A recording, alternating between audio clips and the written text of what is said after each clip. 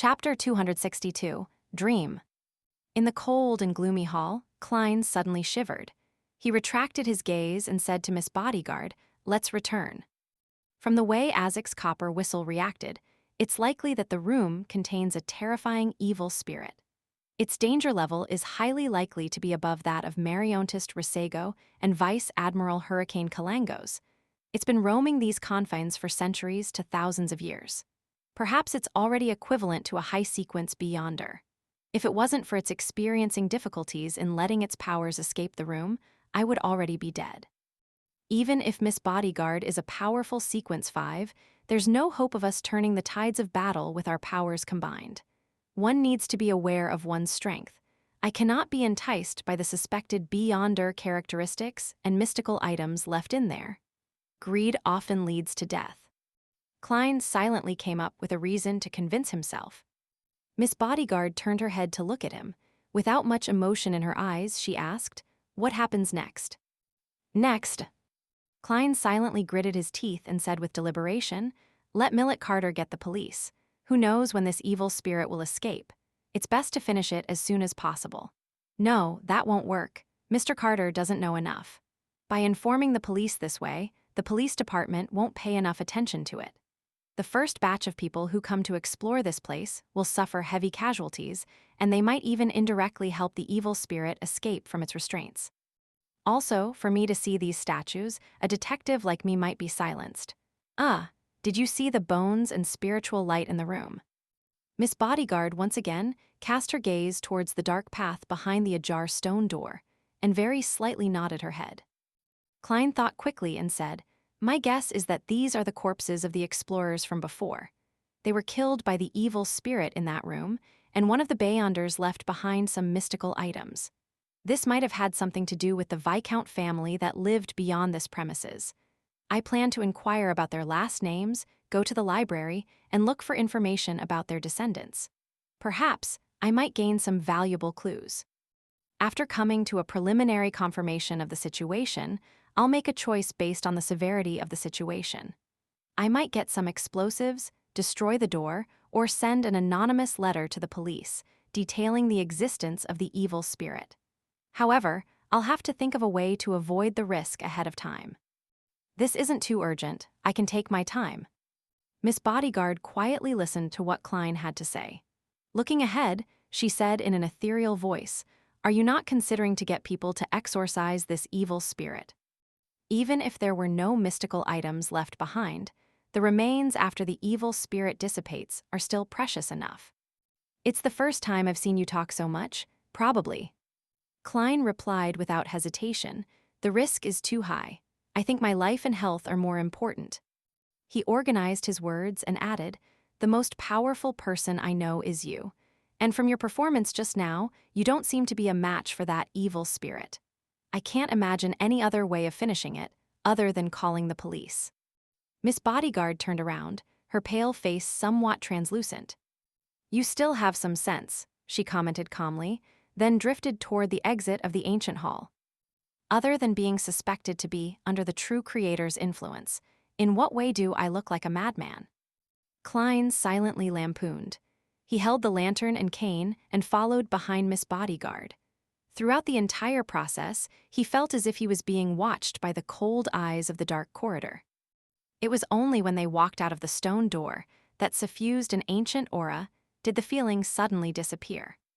Klein turned around and closed the door, sealing the inverted candlesticks, scuffed marks, and the creepy statues of the 6 deities, allowing them to continue their 1,000-year-long slumber in that unchanging darkness and silence.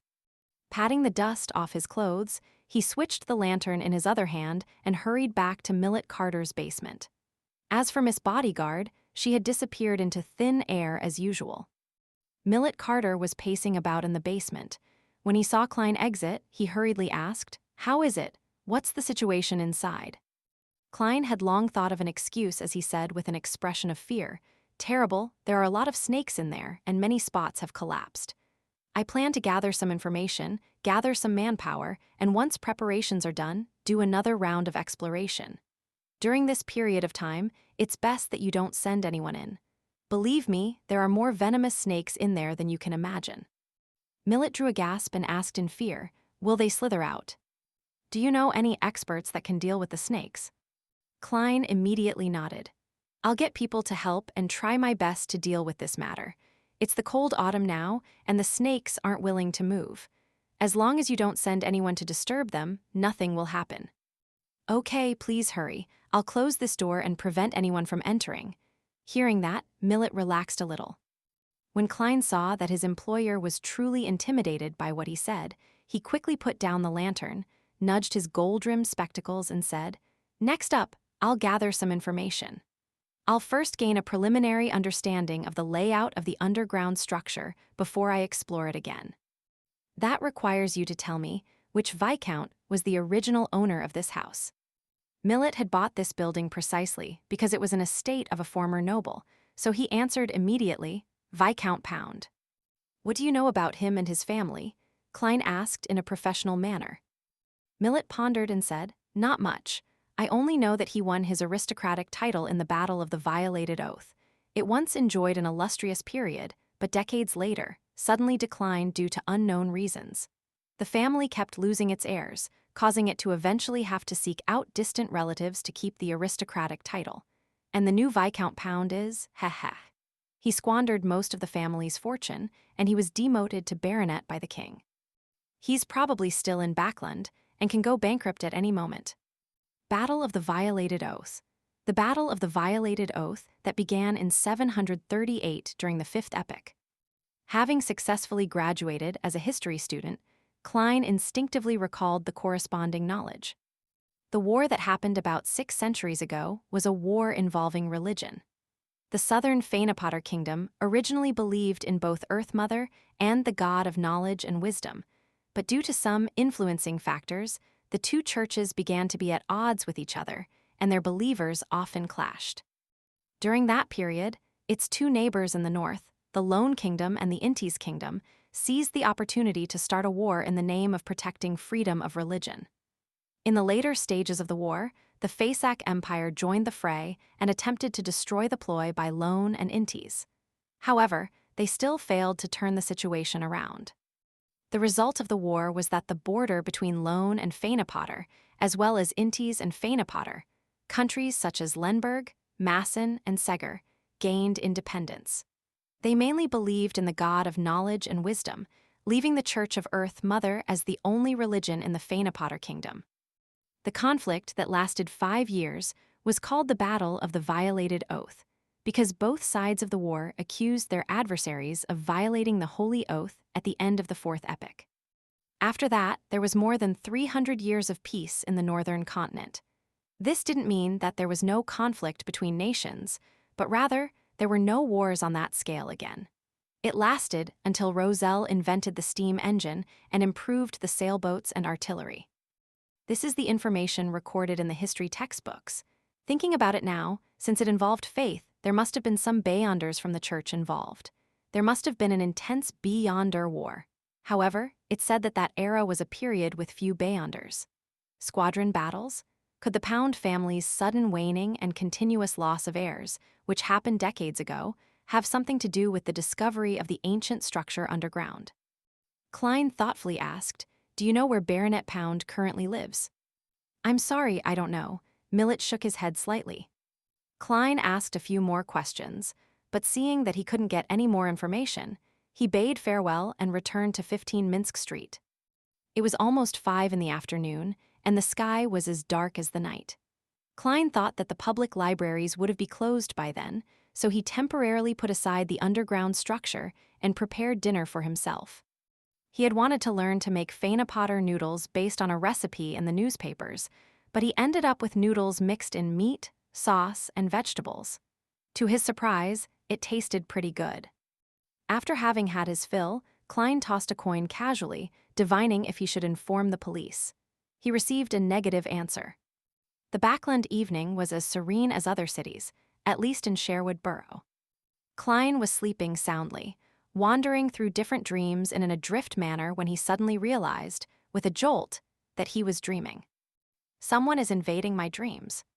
Klein resisted the urge to frown and pretended to look around in confusion. He found himself in a scorching yellow desert. A roar suddenly came from the sky, and a huge monster dyed in black and gold flew over. The creature had a thick, lizard-like body and a pair of wide wings covered in a hide on its back. It descended and blotted out the sun in the sky. A dragon, a powerful dragon. Klein saw scales the size of a plate, a gaping mouth that emitted pure light, and two dark golden vertical pupils. Roar!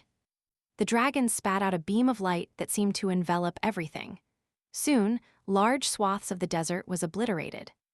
Amid the light, a figure jumped into the air. He was 3 or 4 meters tall, but he didn't have the unique vertical eye of the giants. He had a handsome, young face, and he wore black full-body armor which seemed to be spattered with blood.